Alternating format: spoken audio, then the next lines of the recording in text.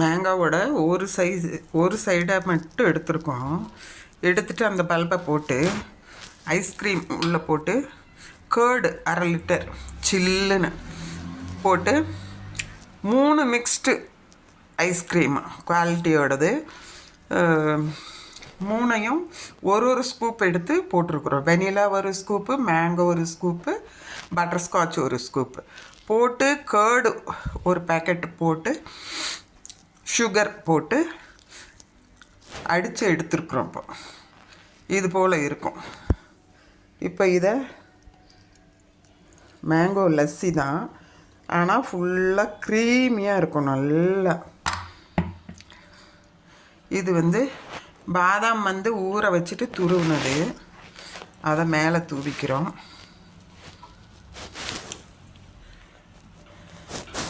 தூவிட்டு இது அலங்காரத்துக்கு மேங்கோ லஸ்ஸி தேவகிஸ் கிச்சனில் இருந்து. இது ரொம்ப ஈஸி உங்களுக்கு செய்கிறது. ஒரு சைடு போட்டதுக்கே உங்களுக்கு 3 ஜூஸ் கிடைக்கிது இது போல்.